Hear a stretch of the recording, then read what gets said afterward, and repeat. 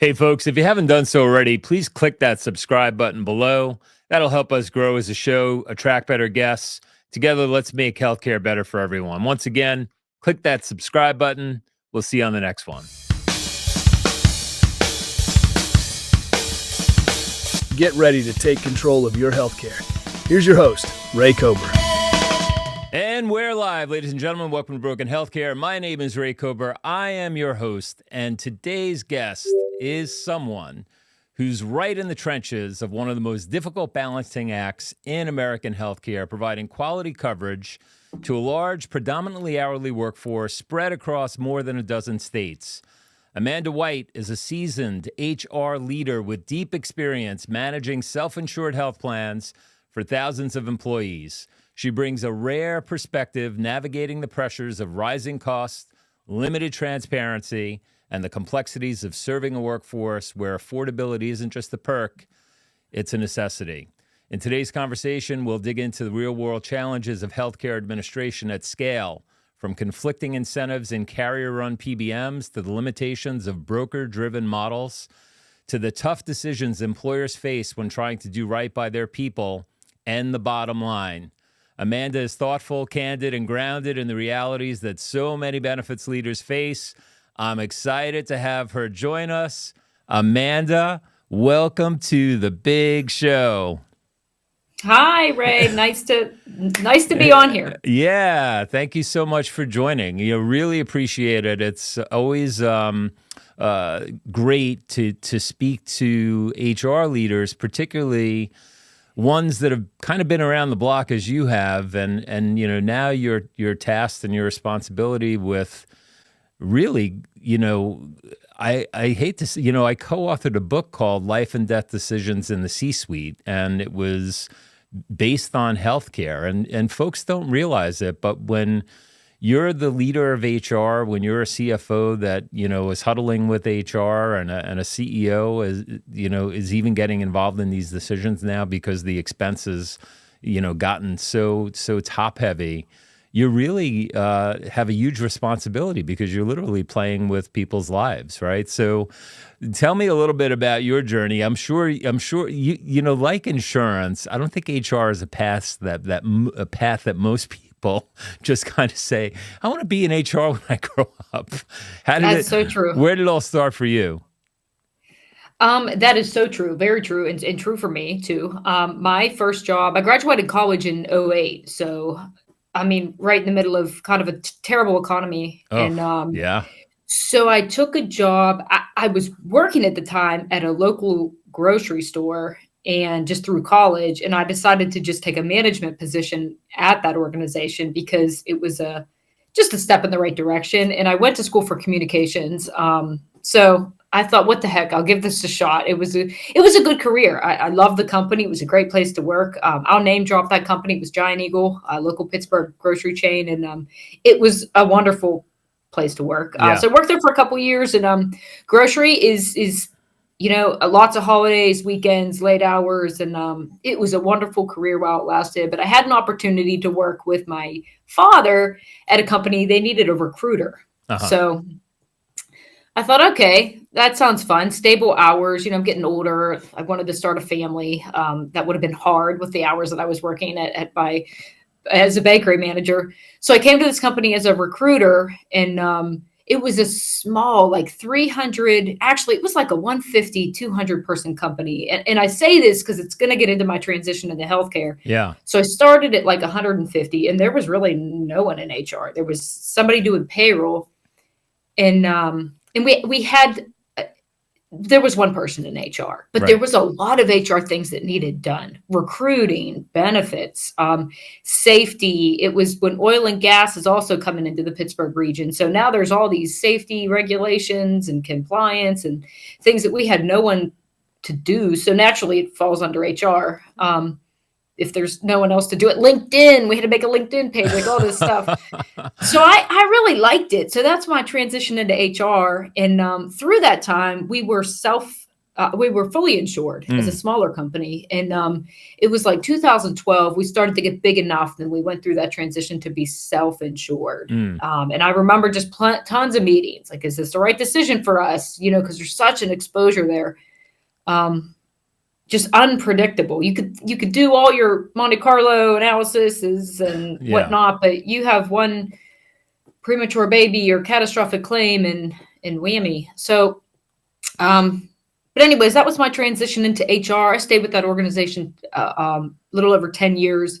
Great company, in engineering industry. So totally switched to my organization now. We're in the hospitality space. Well, let me interrupt you there for a second, because you have some stuff that I want to drill into. So it is crazy, right?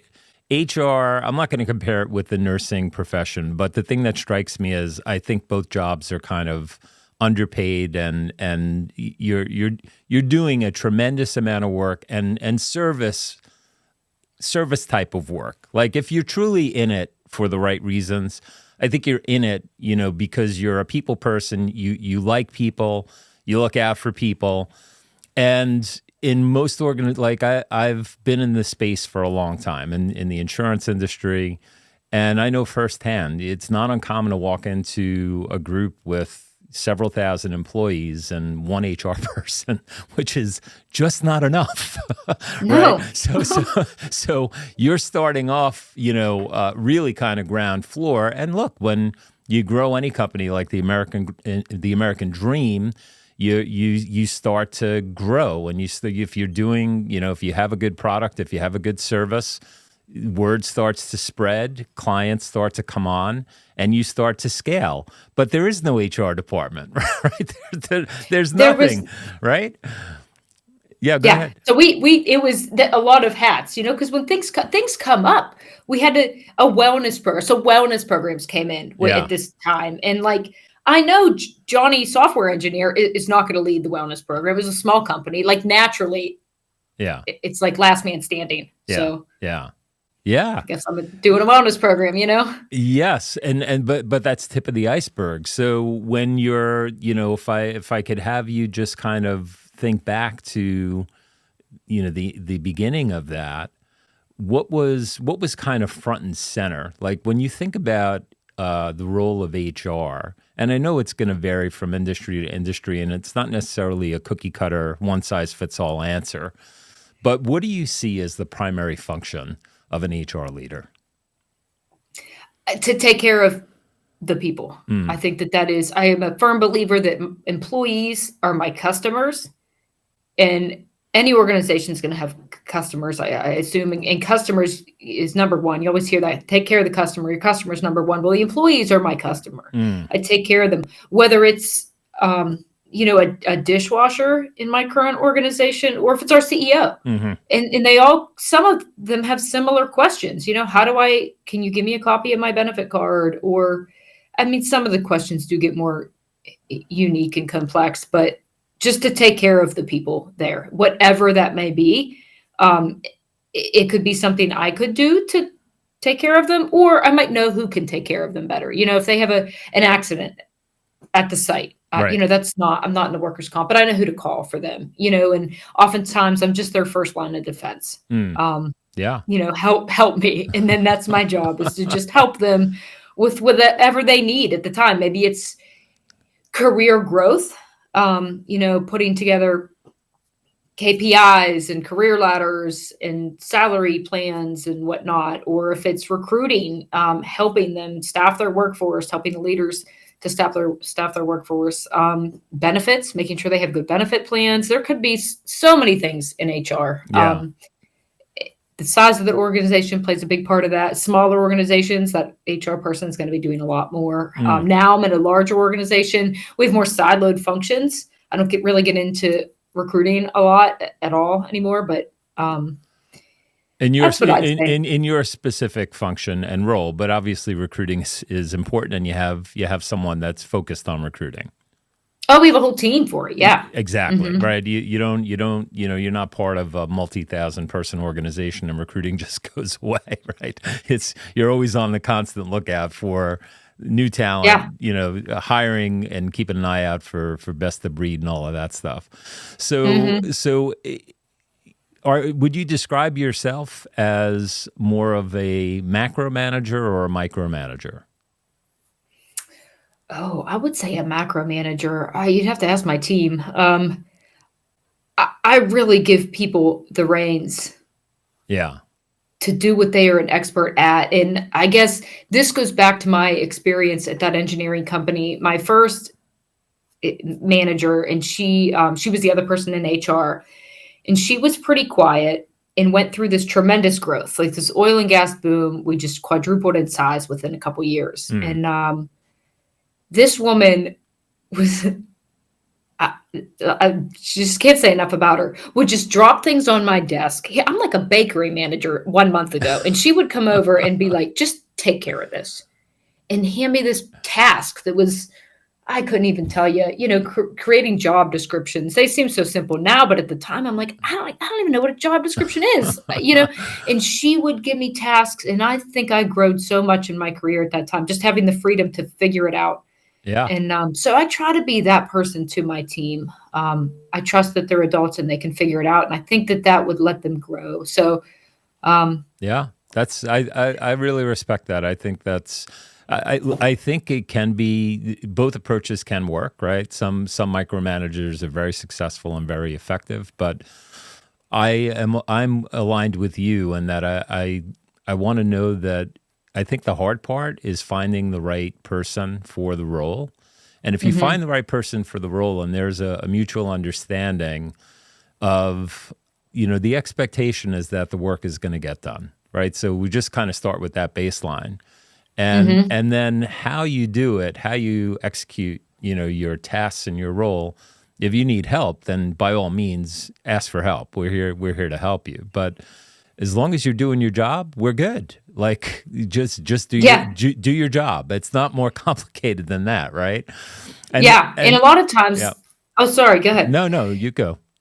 I think on my team, we have some siloed roles, and they know more than I do about Yeah. what they're dealing with on a day-to-day situation. And I lean in on them to say, what do you think is best? And Mm. I have a great team. So yeah, and the job just gets done. And you're dealing, in your current industry with roles from, I would imagine minimum wage or thereabouts, all the way on up to highly compensated executives and everything in between. Are you typically involved in performance reviews at your level, or is that siloed out, to a different department? Or were you at one point, part of that process? I was part of that process at my prior job. I managed all that for everybody. Currently, I just do it for my team. I don't Yeah. get involved. We have a group, the HR business partners, and they do that for the whole organization. So they put the questions in there and Yeah. put it in our system. But I do it for my team, Right. and that's about it. Okay. Yeah, it's I don't know, just a curiosity, and I have a natural interest in that because it's kind of the art of people. Yeah, It's just being able to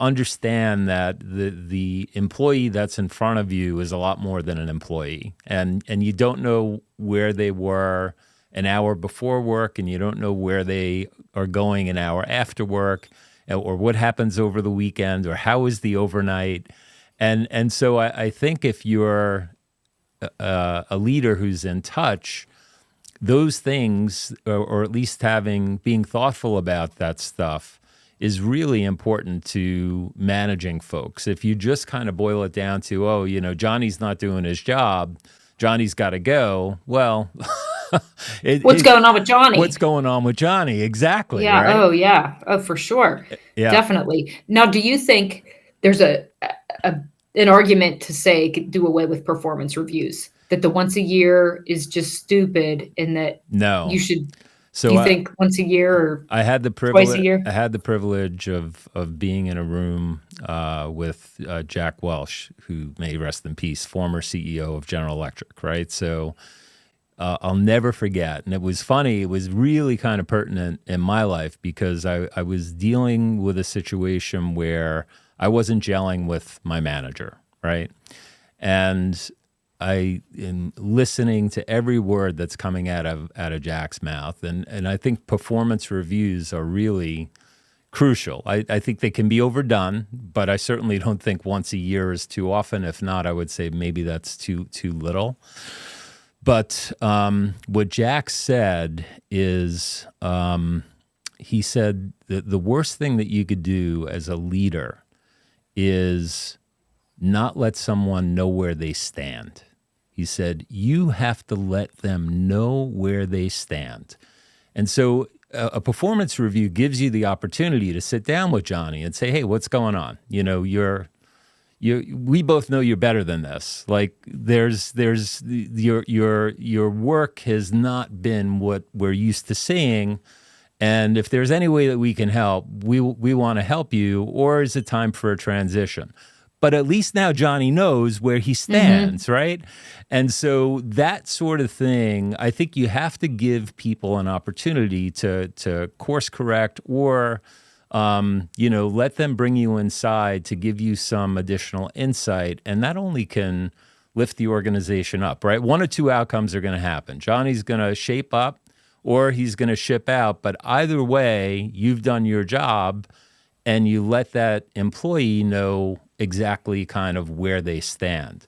And so I do think performance reviews are important. And I've never done it at scale where, I'm dealing with, I manage, probably 150 people at the peak.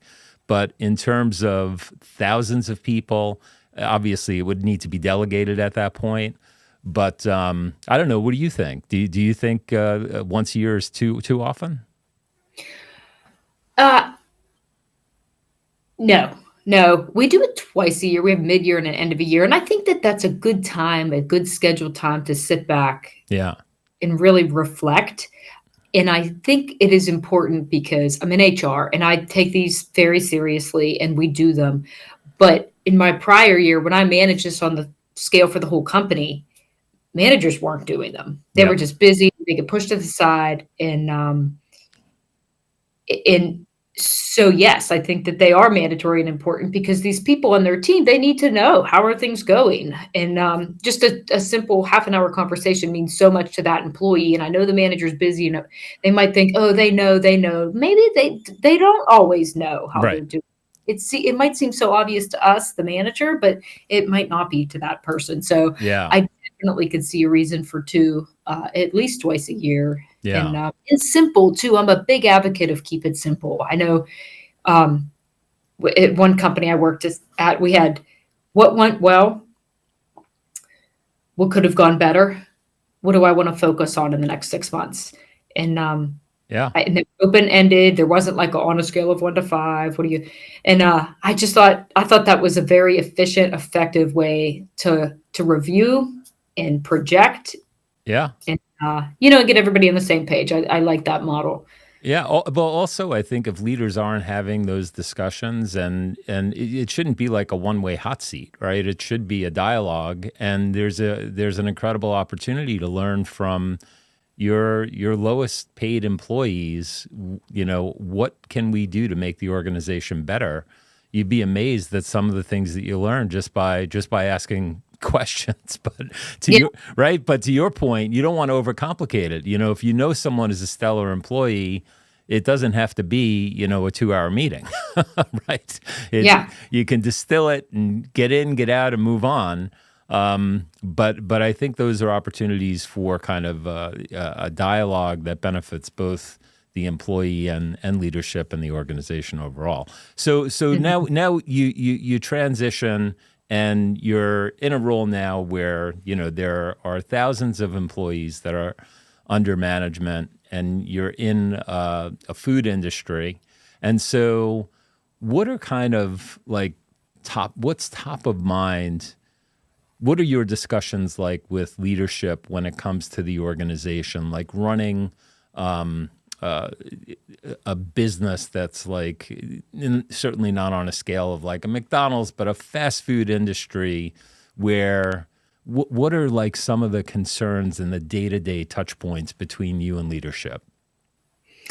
Well, my role now is siloed into benefits. So a lot of these conversations are going to be about benefits, coverage. Mm, Recently, I'll tell you on the docket recently, GLP-1s. We yeah. talk about those. We Okay. all talk about those. Do you cover? They're expensive, but you had a great, when you opened up, you talk about decisions that affect people's lives. And it's exactly that. A lot of the things we cover, there's a lot of things coming out, coverage. I'm drawing a blank. Cell and gene therapy, Yeah. coming out, and things that are so expensive. GLP-1s are expensive on a large scale. They're very expensive. And but are they changing people's lives? Cell and gene therapy will change people's lives. And but it's also expensive. Sure. And it's going to impact everybody's life because they pay for it Yeah. as the spreads. So these are conversations we have. Also, what's important to people? The engagement survey. We do engagement surveys every year, and we ask the team, what do you want? What benefits do you want that we are not offering? And I have been shocked by the responses. How many people care about amusement park discounts or cultural events Mm, more so than I want more PTO, or I want, I don't know, an HSA contribution or something like that, a right. pet insurance, Right.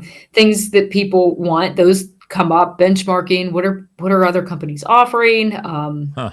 What's keeping the workforce working? And this has just changed so much from when I started. And I had, the boomer generations. We're catering to these people that had very different wants and needs than the workforce does today. Mm, So it's just, yeah. yeah, lots of matrix benchmarking, all that So, kind of stuff. so if you look at a drug like an Ozempic, that is running, I don't know, $1,000+ a month, right? And you're dealing with dishwashers, line cooks, what have you. They can't afford this, right? It's just they couldn't afford to go out and get this stuff on their own. And then when you start to do the math and you add it all up, it's like, well, for crying out loud, this one drug can equate to what we're paying in salary for this employee. How do you how do you kind of go about figuring out what's best to do there? And then I guess I will say that I've had multiple discussions with pharmacists, with doctors of pharmacy, and there certainly is a case for GLP-1s. It's like a wonder drug for those who need it. I think the jury is still out on long-term, effects, and I would caution anyone listening to, like, that should not be step number one unless you're a type 2 diabetic, you've kind of tried everything else, you've run the gamut. It shouldn't be used for someone that wants to lose 5 pounds, in my humble opinion, right? There are better ways to go about, losing 5 or 6 pounds. If you're not, clinically obese and you don't have other risk factors, no, you shouldn't be, sponging off the system to get this drug just because it's available and you find some doc or website that's going to write you a script, right? So you don't have to share kind of what you decided, but the thought process of how you approach it. Yeah, that's a lot. You touched on some important parts of that. It's an expensive drug. It's over, it's a lot. Mm. And it's, it was marketed first for diabetes, and now there's all kinds of Use cases. diagnosis Yeah. use cases, that are coming out, and it's helping people. It's certainly way less expensive than kidney failure or long-term effects of diabetes, for sure. Yeah. Should it be used if you want to lose 5 pounds, or should you have a step therapy in there? Yeah. However, the rebates that you get, if an organization wants to maybe say, you know what, you need a BMI of 40 to qualify for this drug before we'll pay for it, those rebates might be impacted. Mm-hmm. And then now that impacts the whole organization that gets discounted premiums because maybe there's rebates that come. So it's hard to do that. It's hard to implement a step therapy. Even if the company wants to implement a step therapy, then the rebates get impacted, or the rate might go up, the negotiated rate. It kind of holds you hostage to the use of it. A company could not cover it. That's certainly an option, but there's a case for people that might need it. And does it impact those long-term effects or comorbidities that it might be curing all of those? Yeah. It's a thorny one to navigate, right? And that's, we're talking about GLP-1s because that's all the craze right now, but there are other drugs like, the gene therapy stuff that you talked about that, make Ozempic or GLP-1 look like a walk in the park. You were talking about like on the dollar menu. Oh yeah, exactly. Like we're talking about drugs that literally have price tags in the millions. And it's crazy to think that a health plan would be on the hook for something like that if someone had a need and it was a life or death situation. What does one do? And have you encountered situations like that where you've had to make a really hard decision about an employee that really it was like, hey, if they don't get this drug, the days are numbered? I don't know if you've ever come across anything like that before, but thank God no. Right? Because I'll tell you what. Talk about a rough day at the office. yeah, and I can't even. I couldn't imagine. But those are decisions that they are coming, and I'm sure they have come to organizations, especially when you get in cell and gene therapy and just the increasing cost of drugs. And it's which is, I'm so glad you're doing this podcast because it's such a broken industry. Like drugs are just getting so much more expensive because they're curing more complex diseases. So this is good. And there's so much research and development. And so they come at a cost. Like I understand that. Yeah. But the cost is unaffordable to regular people. Now so then the companies are left on the hook because really the companies or the employers are the only payer that can pay at that scale. So now companies are facing these increasing costs, and then it's the whole economic trickle. Paying wages becomes more expensive, and the cost of doing business becomes more expensive, and then the cost of goods becomes more expensive. And I don't know how to fix that. I certainly don't want to stop making good drugs. Yeah, and I don't think that's the answer. I don't think we have to stop making good drugs. I think by and large, the drug manufacturers are not necessarily the villains in the story.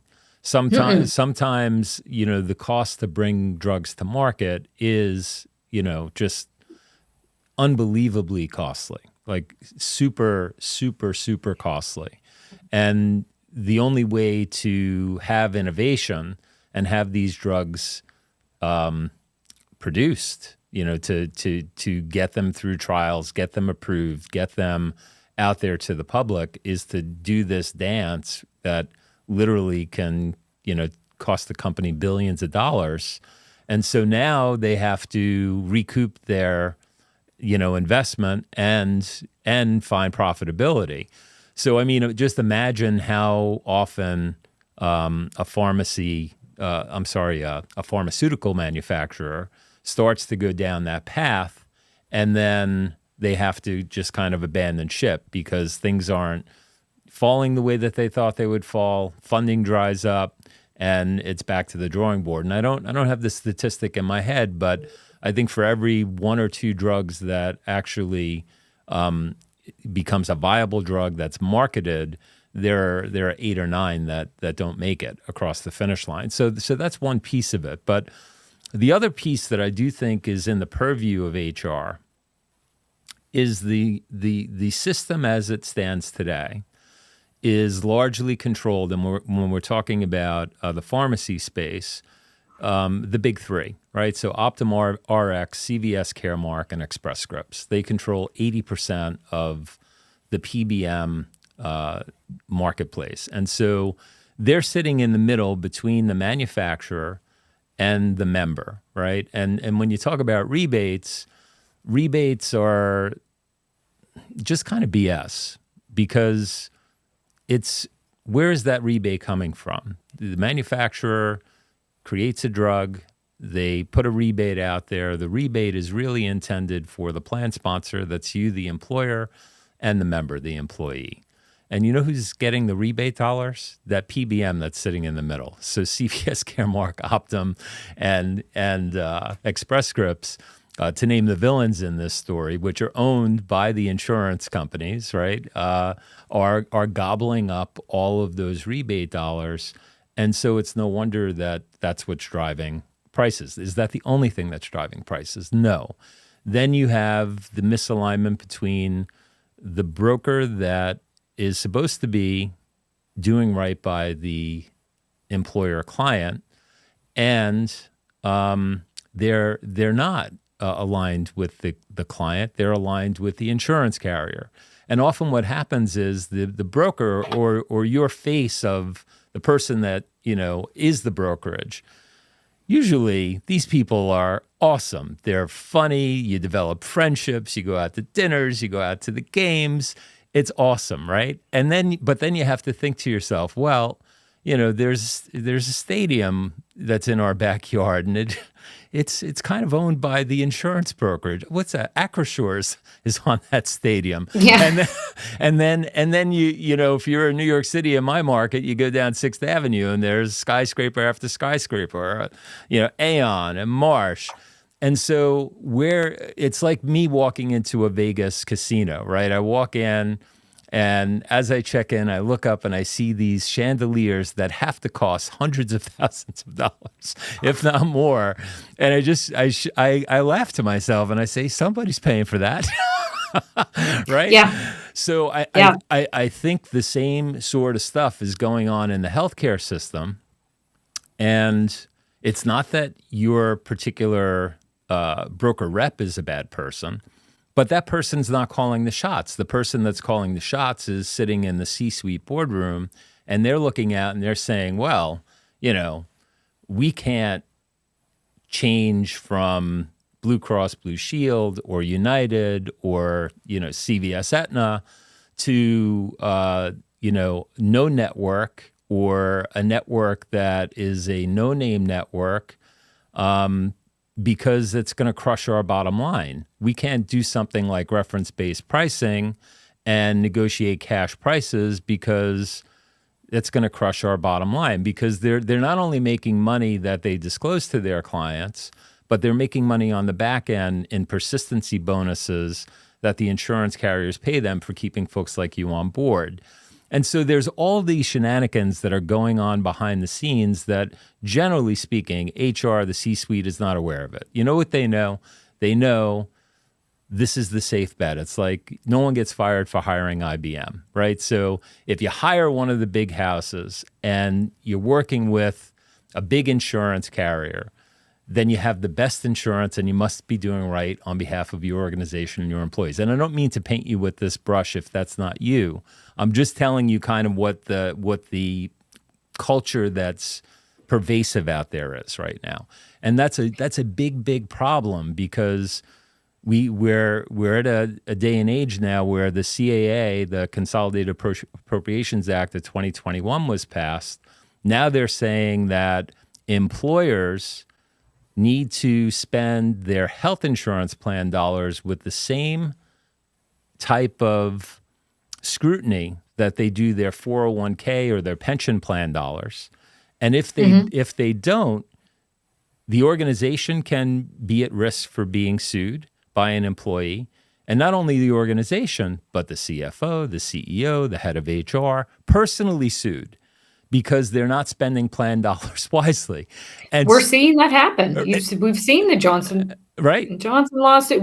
They are coming. Yes.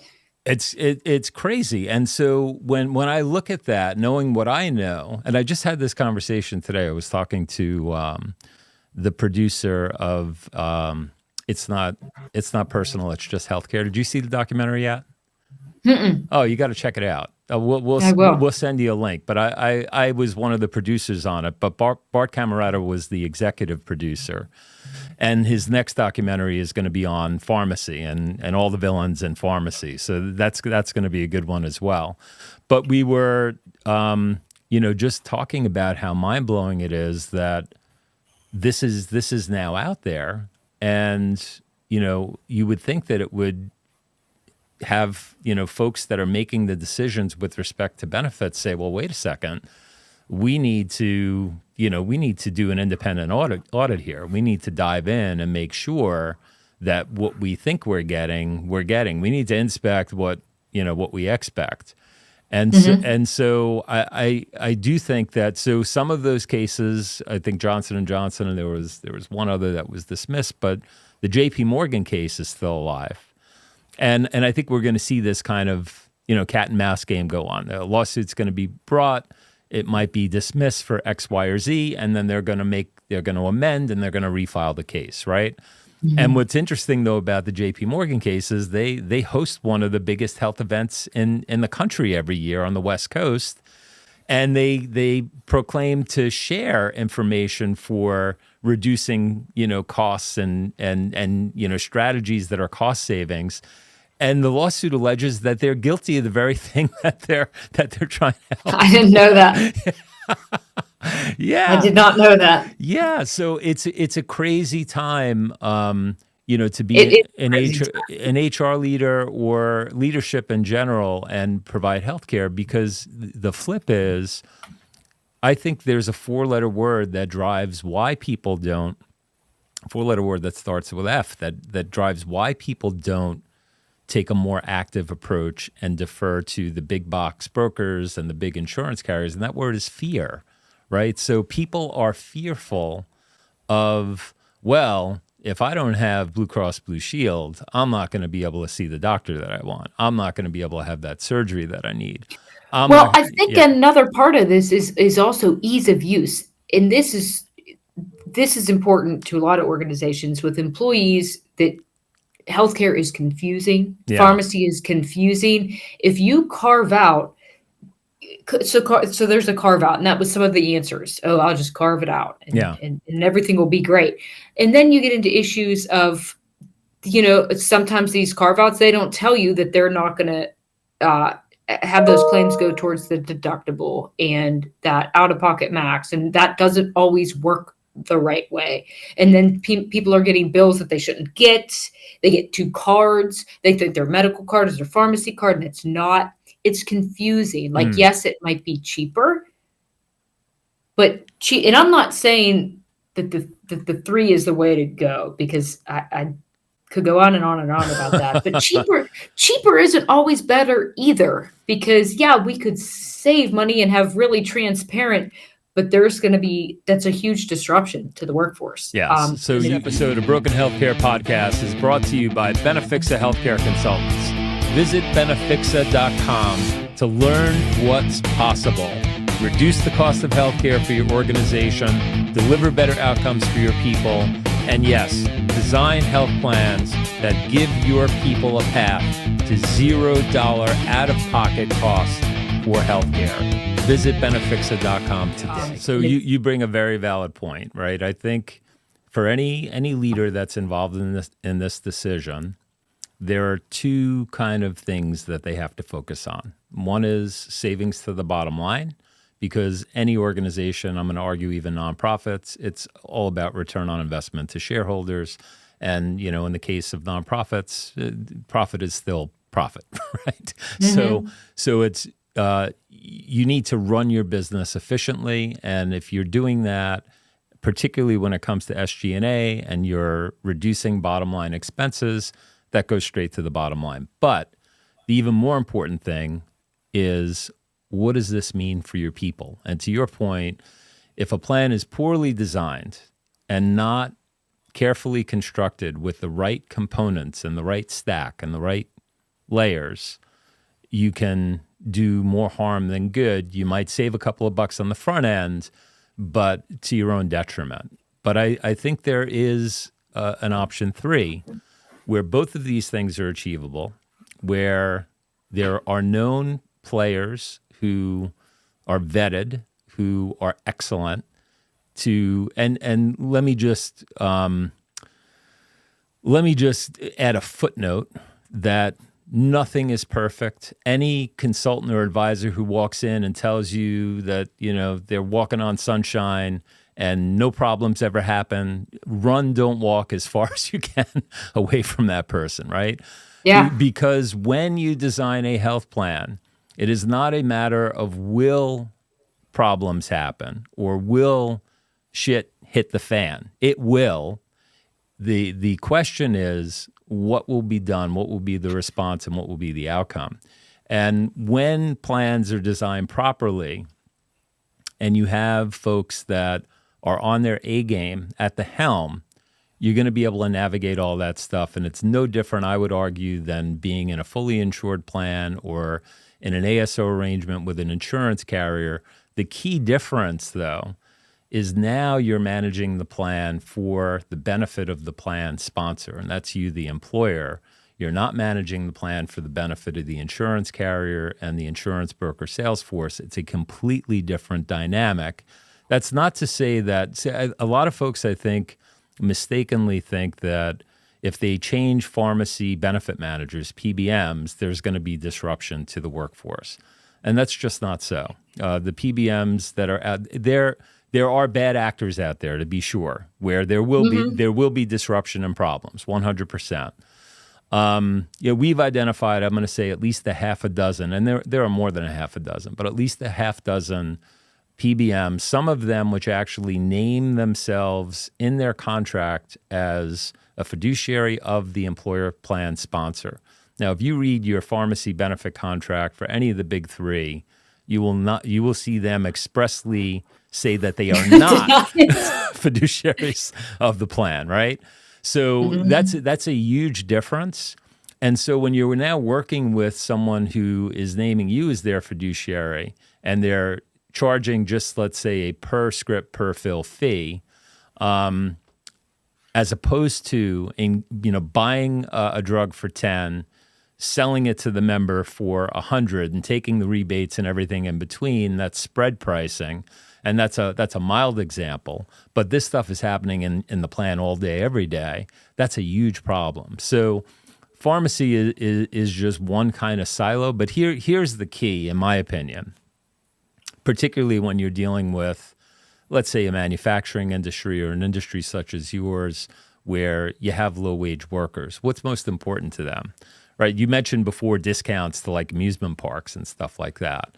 What if you could give them $0 out-of-pocket coverage? So I know that the organization that you're with is very generous about the insurance premiums that employees contribute to right now. It's very low, right, in comparison to most other organizations out there. Probably competitive for your space, but still very generous by kind of average standards, right? But that's not the problem anymore. The problem is we've now kind of shifted them to these high deductible health plans, and we've kind of piggybacked HSAs and HRAs onto them, and these people can't afford to access coverage. Well, we don't have high deductible plans because exactly that. Our people won't go to the doctor. If they know that they go to the doctor and they're going to get hit with a $200-300 bill, they're not going to go. Right. And I generalize. Yeah. But yeah, no, you're I'm right. guilty of that. I am guilty of that, hands down. Me too. I had a burn on my dirt arm. on it. Yeah. I know. I should probably go get some burn cream, but you know what? I don't even want, and I don't even have a high deductible plan. But I just don't even. Right. People will avoid care, so that's something we have avoided as an organization. And you got to thinking about the workforce. But I understand where you're going. And well, I think the key though is I think that when we started talking, we kind of painted a either or scenario, right? Bottom line or quality benefits. And I do think there's a third box, and I think the third box is both. And the piece that's missing is, when I had the privilege of speaking to Steve Wiggins, who's the former CEO of United Health Group in the Northeast. He was like the first CEO that introduced HMOs. It was like his baby, right? And so the idea of an HMO was we're going to deter people from going to the doctor. They're going to be gatekeepers, and we're going to deter them from going to the doctor. And all due respect to Steve, who's a phenomenal human being, great guy, but nobody wants to go to the doctor. We don't need to deter them by making it costly for them to go to the doctor. Nobody wants to go. Yeah, now you have two copays. Now you have your PCP, and then you got to wait to get it forward. Yeah, right. So good idea, but yeah. So the answer is we need to incentivize folks to get care when needed, but not to use that ID card as an American Express Black card, right? So it's like, hey, don't kind of show up like the OG and throw that Black card down and say, whatever I need, fix me up, man. That's like the ER utilization. Go to an urgent care. Well, that's particularly challenging when you're dealing with a low-income workforce that lives in areas where the emergency room is their primary care physician, right? Mm-hmm. It's like, hey, don't do that. It's first of all, you're probably going to get more sick when you go there than you were before you got there. The plan is going to be dinged, and not that they're worried about the plan, but they should be worried about the plan, and whoever the consultant that you work with should be talking to them about that, because savings to the plan is savings for everyone, and that means more money in their pocket, hopefully, as opposed to going to the insurance carriers and everywhere else in the system that you don't want it to go to. But that's, not to get, off the beaten path. At the end of the day, why not incentivize them and say, if you call this number on your ID card, you're going to get a medical professional on the other end that's going to tell you where to go for care. And if you go to where they tell you to go, it's going to cost you $0. Now you have something. Now, instead of having them navigate the healthcare system using the quote unquote network, which is like a box of chocolates. Are there good doctors? Sure. Are there bad doctors? You bet. Are there good hospitals and surgical centers? Yes. Are there bad ones? Yeah. And that's the other problem, right? So the other problem is there's no way to gauge quality other than to say there's a network. And people kind of fall in love even with, let's talk about hospitals. You talk about a local hospital. They may be stellar at doing, cancer treatment, but they may be miserable at doing, heart care, right? So anything cardiac, on the cardiac spectrum, their numbers might be in the toilet. But because they have great advertising, you're going to go there for whatever you need. That's not the way to procure healthcare.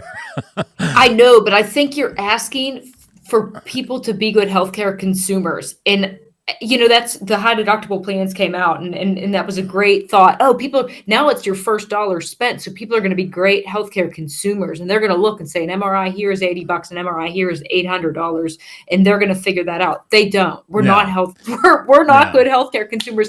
I'm even guilty. My doctor says you should go to this hospital for your MRI. I go, okay. I don't go home and look. I mean, maybe I do, but No, I live in this world. You're right. I agree with you. And that's not what I'm suggesting. I'm not saying make people better consumers of healthcare. What I am saying is give them access to a person who can navigate them as opposed to a network that they have to navigate themselves. And then at the end of the day, if they still want to go where they want to go and they want to access that network, which ultimately, if it's done right, is going to be more work for them, then they're responsible for their out-of-pocket payments, whatever it may be. It'll look very much like the plan that you have today. But if they accept the advice of, a medical professional who actually has a degree in this stuff, a registered nurse, and they get Nurse Deb on the phone and they say, Deb, where should I go? And she says, all right, well, what's going on? There's some dialogue. There's a conversation. And okay, well, this is the first step. Go here. And if you go there, by the way, nothing out of pocket. They're not going to ask you for a copay. They're not going to ask you for anything. You just go there, show them your ID card, everything will be set.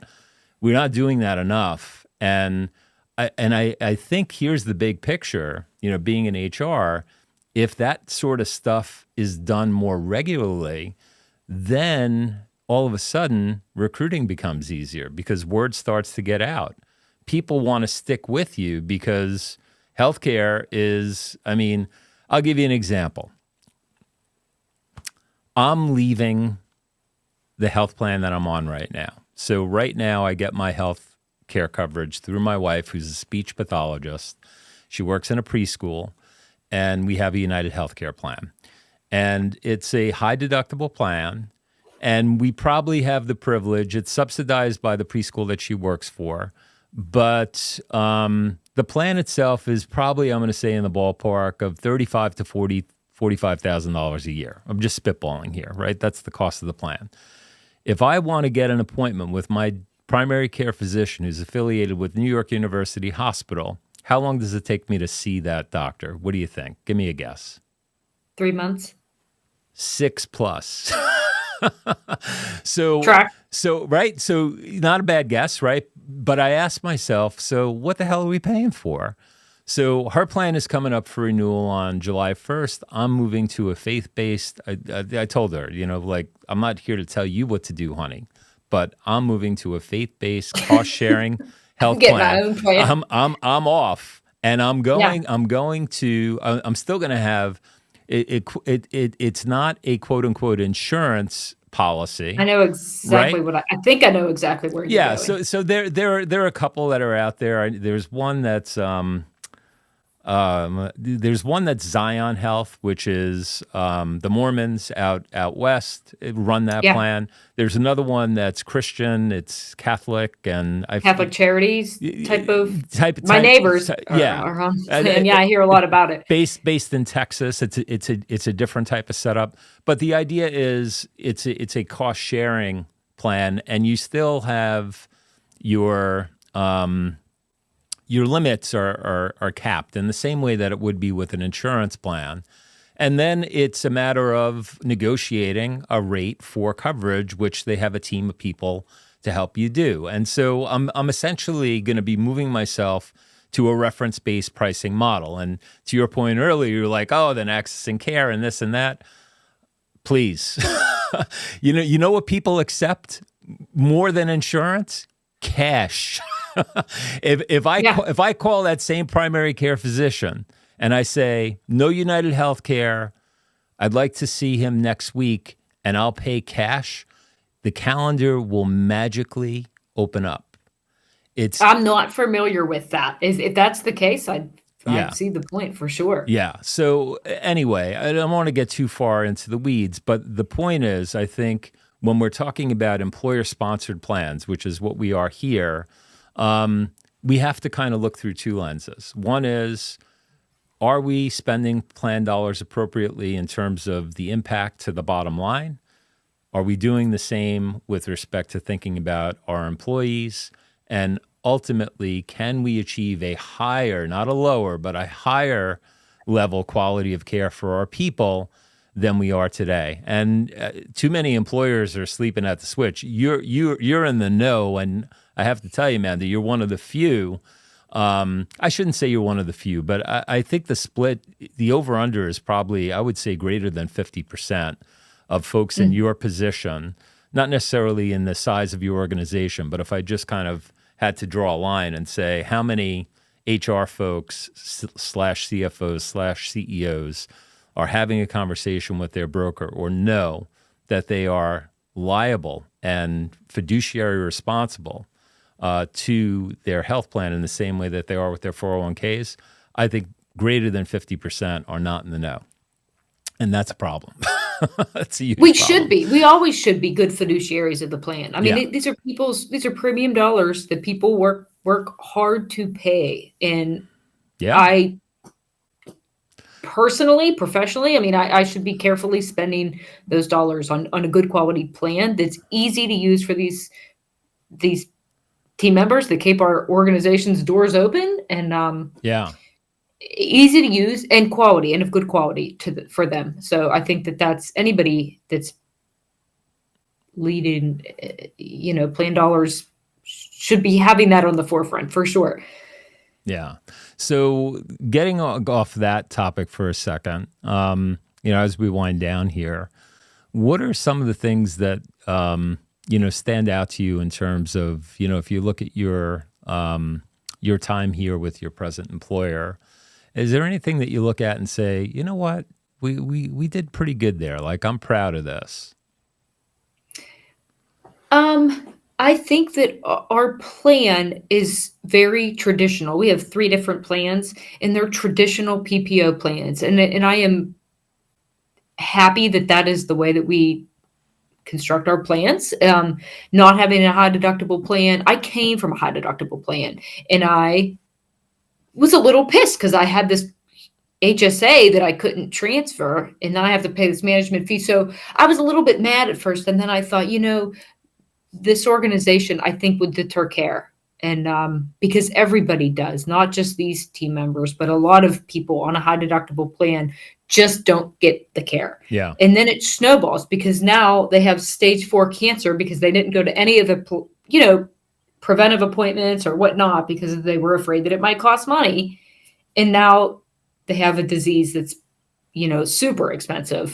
So I'm proud of that. I think we manage the plan dollars well. We have affordable options. We still have a wellness plan. We have incentives for people to get their preventive exams. Just go to the doctor. Just get one preventive exam, and you can save a lot of money on your premiums. So you have an incentive for employees who go to get premium dollars back. Yeah, they get a discounted premium on their biweekly pay. They pay less if they just go and get some preventive work done.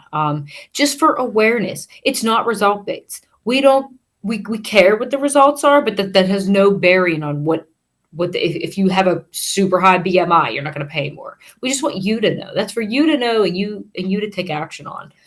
So I think we do a good job of bringing awareness, but not overstepping. We don't want to get involved in your healthcare decisions and mandate where you go. We have a PPO plan, but we just try to create awareness around it.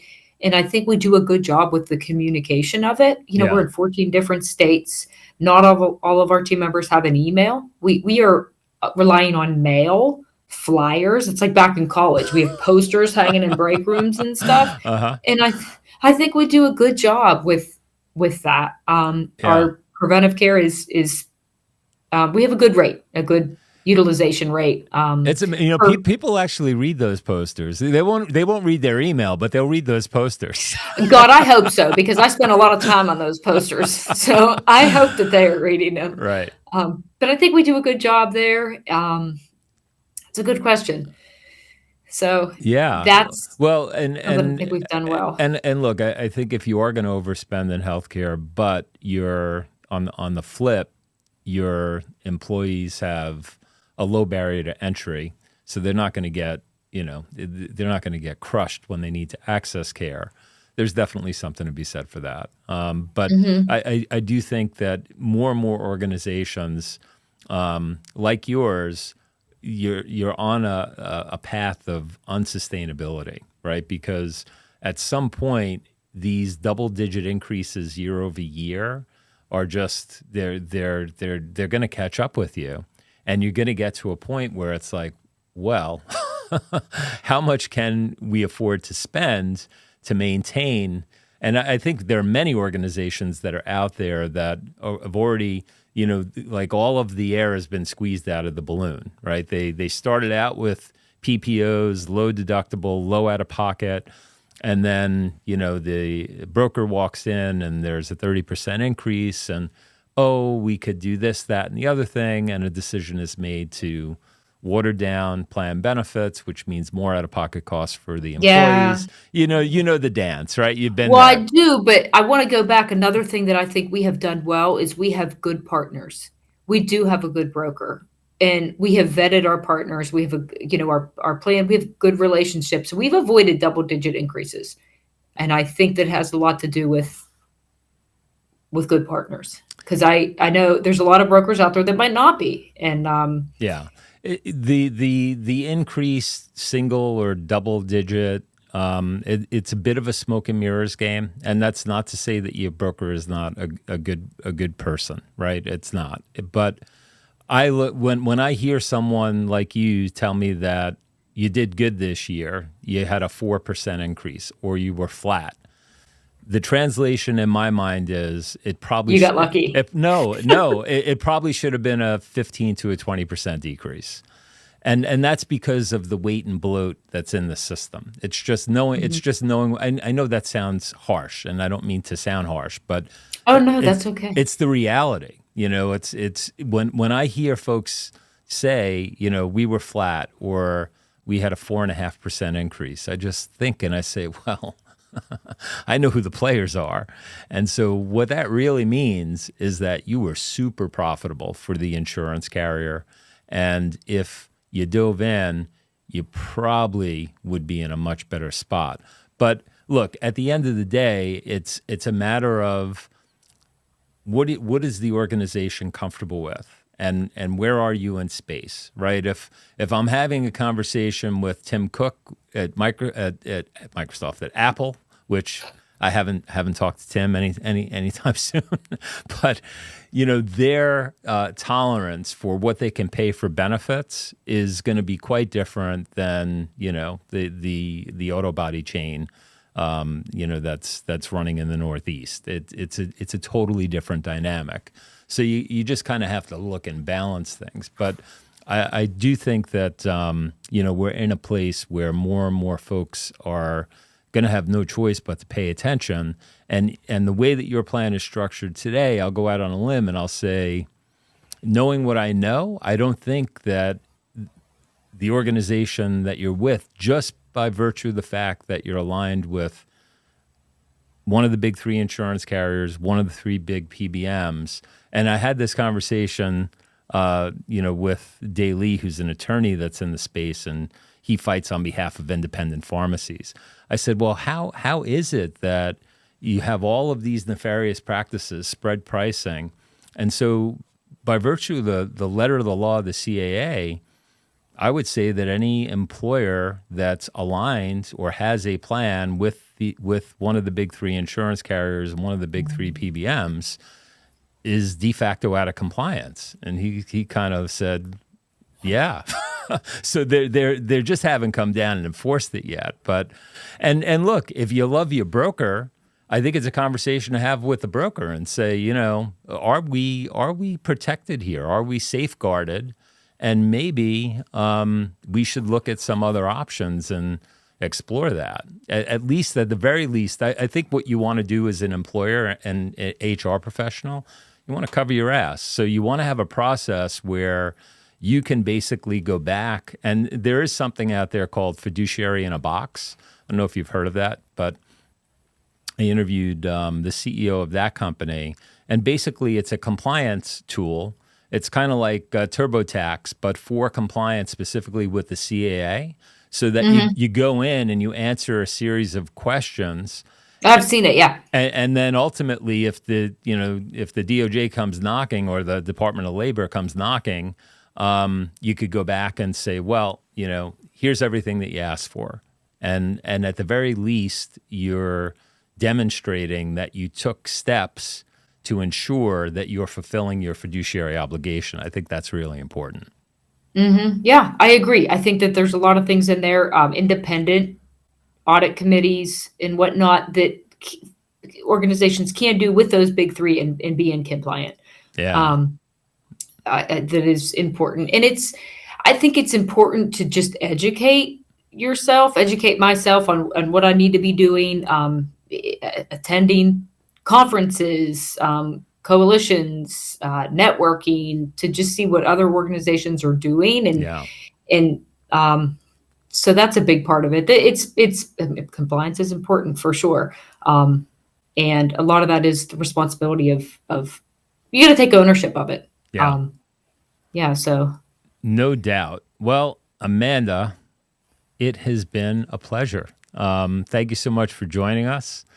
And, Thanks for having me. Of course. Thanks for doing what you're doing and just bringing awareness to what's out there and what's going on. I think is huge. Yeah, For the world to see. We're trying to get the word out and just show kind of, it's not all bad, right? We want to show the good, the bad, and the ugly, but good kind of leads that. So there's plenty of good out there.